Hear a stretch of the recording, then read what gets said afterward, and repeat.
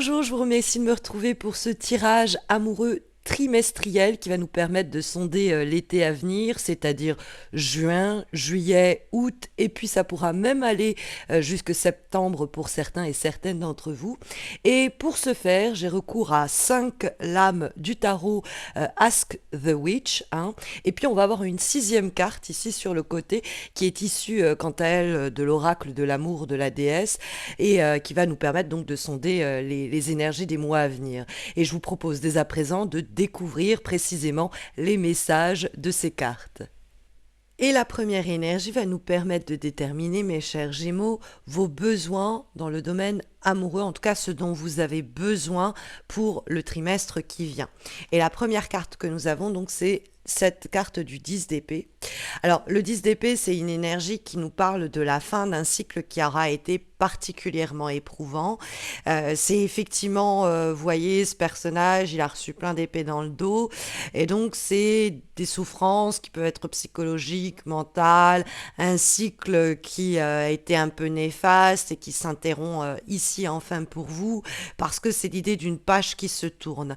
Alors, ça peut faire allusion évidemment au domaine amoureux et dire par là que vous avez vécu une rupture ou une période qui peut être sentimentalement difficile, mais ça peut être plus vaste et plus large parce que comme c'est l'idée du cycle qui se termine, ça peut être l'idée que bon, vous avez l'impression d'en avoir un peu bavé sur le plan émotionnel et donc notamment sur le plan amoureux.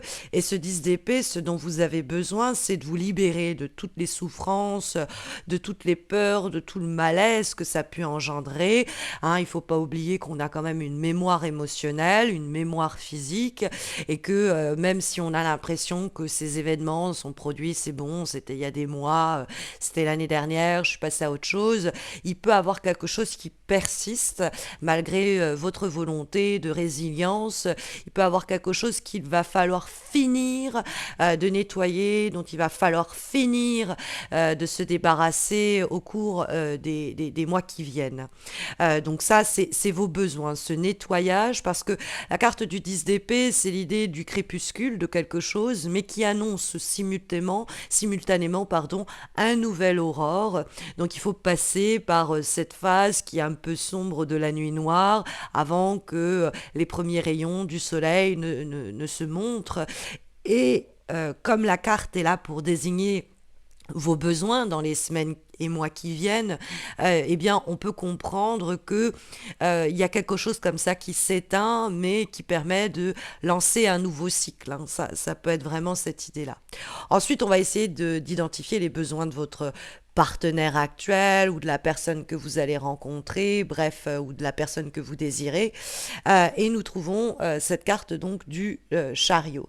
La carte du chariot, c'est une lame qui nous parle de mouvement, qui nous parle quelquefois bon, du travail et des voyages.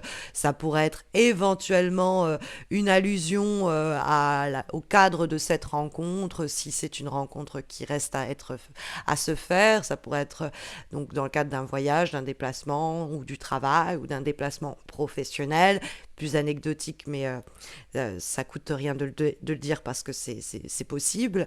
Mais la carte du chariot, plus largement, c'est l'idée d'aventure, d'aller de l'avant.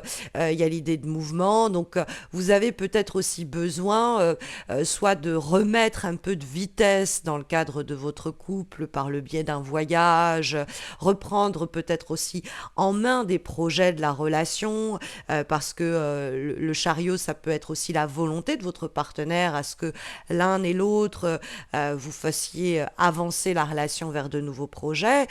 Ça peut être pour les personnes célibataires un besoin comme ça de revigorer votre vie sentimentale par des rencontres qui n'ont pas forcément vocation à s'installer dans le temps, mais qui vont être revigorantes, stimulantes, parce que le chariot, c'est un peu qui vivra verra. Donc, il y a cette envie de vivre, d'éprouver, d'aller vers l'aventure nouvelle. Et donc, pour les personnes célibataires, il y a cet élan-là qui est fortement favorisé et qui peut d'ailleurs déboucher sur des rencontres de ce type. On ne sait pas où elles nous mèneront, mais il faut avoir comme ça l'esprit un peu conquérant ou en tout cas aventurier, aventureux et de se dire on verra bien. Maintenant, ça peut désigner la personne que vous désirez, la personne avec laquelle vous entretenez une relation et qui elle-même aurait besoin d'un voyage ensemble, besoin de faire avancer les choses, de mettre de l'adrénaline, remettre un peu de la vitesse. Il y a ce besoin-là de passer à l'action. C'est également possible. Peut-être qu'il y a quelqu'un qui attend et qui attend que vous sortiez de ce 10 d'épée et qui a envie de se mettre en selle pour des aventures ensemble nouvelles. Et donc ça va vous faire du bien. Ça complète bien ce 10 d'épée où on digère un peu et puis après on a un nouveau vent comme ça, une nouvelle énergie qui nous porte. En tout cas, les forces sur lesquelles, mes chers Gémeaux, vous pouvez vous reposer au cours des mois qui viennent sur le plan amoureux pour aller vers le plus d'épanouissement possible, c'est la carte de l'ermite qui nous l'indique. Alors c'est assez étonnant pour le signifier parce que la carte de l'ermite est une lame majeure qui va avoir plus trait au domaine du célibat qu'au domaine amoureux. L'ermite, c'est la carte connais-toi toi-même. C'est une carte qui va encourager la méditation, l'introspection. Les Gémeaux sont des signes d'air, ils sont intellectuels et cérébraux, ils savent se questionner eux-mêmes et cette neuvième lame majeure, cet ermite, nous parle de cela. Si la carte est dans les forces qui sont les vôtres, on vous dit pas vous êtes très bien célibataire, restez là. On vous dit que si vous êtes célibataire, c'est un temps dont vous pouvez profiter pour faire le point sur vous, vous purger, vous nettoyer pour aller de l'avant complètement libéré d'énergie passée vers cette nouvelle relation, vers cette nouvelle vie affective. Ça peut être si vous êtes en train de fréquenter quelqu'un ou déjà en couple, l'idée qu'il y a un temps que vous devez vous accorder pour vous trouver, vous réfléchir, vous retrouver. C'est un temps où on va tourner le regard vers soi pour éclairer les zones d'ombre que nous portons tous en nous, mais qui pourraient encore être très récents, hein, des suites ou liées à des événements un peu traumatiques ou malaisants ou éprouvants psychologiquement qui sont pas non plus, qui n'ont pas 15 ou 20 ans, hein, mais des trucs qui sont passés sur les derniers mois, dernières années et dont il nous reste à nous purifier. Et l'ermite nous dit que cet été, vous avez peut-être la possibilité d'avoir ce temps de recul, ce temps de respiration, ce temps de distance qui va vous permettre de faire le travail du 10 d'épée. Parce que les deux cartes, elles sont très intellectuelles. Hein, l'ermite, c'est la carte du cérébral, des lames majeures et les épées, c'est le mental. Or, quand il est question d'identifier cette fois-ci vos faiblesses, en tout cas ce à quoi il faut faire attention, ce à quoi il faut prêter attention, ce sur quoi il faut faire preuve de vigilance, on va trouver la carte du 6 de coupe. Et c'est intéressant parce que ça nous ramène à l'émotion, c'est les coupes, l'aspect affectif et sentimental, et le 6 de coupe, on voit des enfants ici, c'est une carte qui nous parle précisément du passé, de la nostalgie quelquefois d'ailleurs, ou d'une façon plus généreuse de se remémorer des relations, des situations avec pour lesquelles le temps a un peu enrobé les choses, quoi. C'est-à-dire on peut se souvenir de situations et de relations ou de personnes de façon plus indulgente qu'on aurait été à l'époque où on vivait les événements, le temps a un peu apaisé. Et ça peut être malencontreux, c'est-à-dire un peu se percer d'illusions sur c'était bien avec cette personne-là ou c'était mieux avant. Bon, c'est peut-être des fausses idées des fausses croyances qu'on entretient. Faire attention à ça. Mais le 6 de coupe, en dehors d'une nostalgie contre laquelle on peut nous mettre en garde, c'est l'idée de l'ouroboros, c'est du serpent qui se mord la queue. C'est une situation qui se répète c'est la répétition sans variation.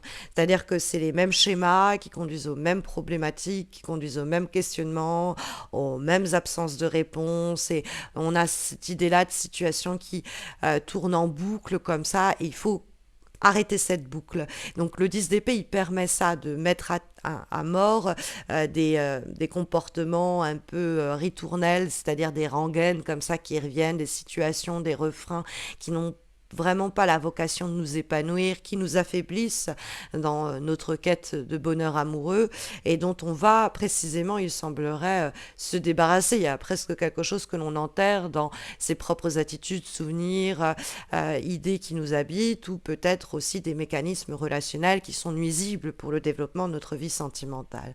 Parce que en termes de potentialité d'évolution de votre vie amoureuse en général, ou plus précisément de votre relation, on trouve la force, la majeure, qui, à l'égal du chariot d'ailleurs, va nous parler de reprendre un peu le contrôle sur les événements. C'est vrai que c'est ces deux cartes qui nous disent où on n'est plus submergé par ce qui se passe en nous, autour de nous.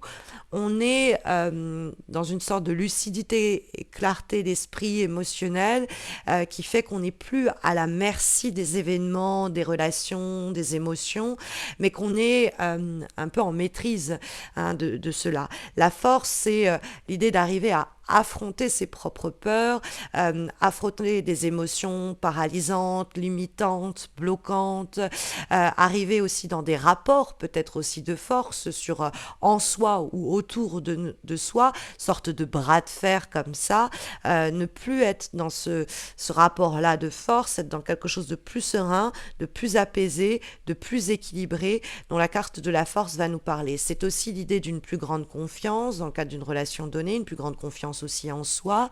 Et puis il y a l'idée d'une passion avec la carte de la force qui peut émerger. Comme dernier conseil pour ce trimestre amoureux, nous avons une lame issue de l'oracle de l'amour de la déesse et nous avons Rhiannon, la carte de l'amour précisément, et qui vous dit libérez-vous de tout ce qui vous retient. Et ça, c'est vrai que ça rentre, ma foi, super en résonance avec les énergies qu'on vient de voir et qui nous parlent de ce fameux 10 d'épée dans une relation donnée ou plus généralement dans votre vie sentimentale. Il y a quelque chose qui vous appelle à vous guérir. C'est oublier certains schémas de pensée qui sont dévalorisants, des jugements négatifs sur vous-même, peut-être aussi sur votre environnement, qui va vous permettre d'ouvrir une sorte de pouvoir un peu fertile comme ça et sacré en vous, qui va vous aider à avancer si vous êtes bloqué, qui va vous aider à guérir vos blessures, à vous restaurer. Et donc ça, c'est une carte qui vous invite à suivre votre cœur, à aimer votre corps et à vous libérer de tout ce qui vous bloque donc, et que ce 10 d'épée mentionnait. Donc il y a une libération en vue pour une prise de pouvoir simultanément sur soi et sur ce qui nous arrive amoureusement pour avoir une plus grande sérénité émotionnelle et sentimentale, parce que ça n'enlève pas au fait qu'il y a de la force et il y a de la puissance en plus dans les sentiments avec la carte en question. Le chariot était déjà un beau moteur, mais la force vient renforcer cela parce qu'on a quand même de l'âme majeure parmi 5 qui ont été tirées pour cet été 2022, mes chers Gémeaux. Voilà, donc écoutez, j'espère que ça saura vous guider au mieux, mais vous le savez, vous avez sinon les horoscopes mensuels. N'hésitez pas à vous abonner pour ne pas rater les prochains. Vous avez sinon les guidances hebdomadaires que je poste donc chaque lundi sur Insta et sur Facebook. Vous avez les liens de mes pages en descriptif de cette vidéo. Et puis, je vous retrouverai également pour la rentrée, voir ce que sur le plan amoureux, cette rentrée et cet automne 2022 nous réserve plus généralement, mes chers Gémeaux. Voilà, prenez bien soin de vous d'ici notre prochaine rencontre et nos prochaines guidances. Et puis à très bientôt, j'espère.